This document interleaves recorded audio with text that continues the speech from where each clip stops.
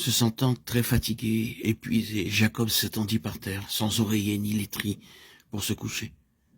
Il vit près de là une pierre, la prit comme oreiller et s'endormit. Beaucoup de gens ne peuvent pas s'endormir sans oreiller moelleux, mais Jacob dormit facilement, et tandis qu'il était couché là, il eut un rêve. Il vit les cieux ouverts, une échelle reliant la terre au ciel. Puis il vit des anges monter et descendre sur l'échelle, et Dieu lui-même, à son sommet.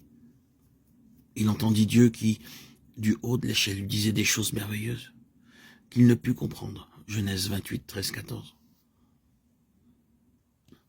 Jacob était aveugle. Il était dans l'impossibilité de comprendre ce qu'il voyait et ce qu'il entendait, bien qu'il ait failli complètement dans la compréhension des desseins de Dieu. Dieu ne les changea pas. Plusieurs d'entre vous, vous pouvez être comme Jacob aujourd'hui. Vous pouvez dire, oh Dieu, guéris-moi seulement, ou donne-moi seulement du travail, ou donne-moi une bonne maison, et je te donnerai beaucoup plus. La crainte empêchait Jacob de comprendre. Son cœur en était rempli. Même endormi, il avait encore peur, s'imaginant peut-être qu'Ésaü venait après lui, bien qu'il ait marché très vite et couvert ce jour-là une grande distance. La peur le rendait incapable de saisir les paroles de Dieu. Ainsi, Dieu a dû commencer à travailler dans la vie de Jacob, jusqu'à ce qu'il comprenne ce qu'il avait dit. Aussi longtemps qu'il y a de la crainte dans nos cœurs, ce que Dieu dit nous est inaccessible.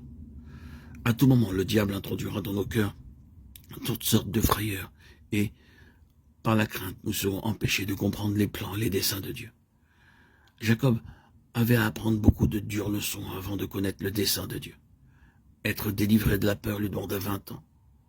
Ne disons cependant pas, puisque Jacob a mis 20 ans à apprendre la leçon, moi aussi j'attendrai aussi 20 ans. Nous avons l'amour de Christ répandu dans nos cœurs, et le Saint-Esprit nous enseigne toutes choses. Aussi, nous pouvons en être entièrement et immédiatement libérés. Bien que cela fût incompréhensible pour Jacob, nous pouvons voir aujourd'hui que Dieu lui faisait connaître son plan très clairement. Cette nuit-là, Dieu dit à Jacob, « Regarde dans mon cœur et vois mes grands desseins pour toi. » Et quand Jacob sortit de son sommeil, il prononça ces mots dont la signification lui échappait probablement. C'est ici la maison de Dieu, c'est ici la porte des cieux. Genèse 28, 17. Le Saint-Esprit avait placé ces mots dans la bouche de Jacob, mots signifiant qu'il voyait quelque chose qu'il ne pouvait décrire que par l'expression « maison de Dieu ». Il n'y avait pas de construction, mais Dieu disait à Jacob, « Je vais t'accorder une grande bénédiction, mais tu ne connaîtras cela que quand tu comprendras ce qu'est ma maison et comment la construire. Or, tu réaliseras ce que je te donne. » La compréhension divine de la maison de Dieu permet de nous approprier et de recevoir des mains du Seigneur Jésus-Christ les grandes bénédictions qui sont les nôtres. Ces mots ne seraient jamais oubliés par Jacob. La maison de Dieu, et c'est pourquoi il appela l'endroit Bethel. Ces mots signifiaient non seulement un lieu que Dieu avait promis de lui donner, mais incluaient également toute la plénitude de sa promesse et de sa bénédiction. En toi et en ta postérité, toutes les familles de la terre seront bénies. Genèse 28, 14. Quelle promesse! En toi, toutes les familles de la terre seront bénies. En fait, Dieu déclarait Jacob, « Dorénavant, je ne te donnerai de bénédiction à personne d'autre que par toi. » Et voici la déclaration de Dieu, Jacob, c'est seulement par toi et par ta postérité que toutes les familles de la terre pourront recevoir une bénédiction venant de moi. Vous trouverez parfois dans une galerie marchande une boutique ayant un certain article pour lequel le marchand vous dit « Monsieur, je suis l'unique fournisseur de cet article pour toute la région. » De la même façon, Dieu disait à Jacob, « Maintenant, Jacob, la bénédiction que je te donnerai sera telle que toutes les autres familles de la terre ne pourront recevoir ma bénédiction que par toi. » Quelle est la signification des paroles de Dieu? Toutes les paroles de la Bible nous sont adressées avec la pleine autorité de Dieu.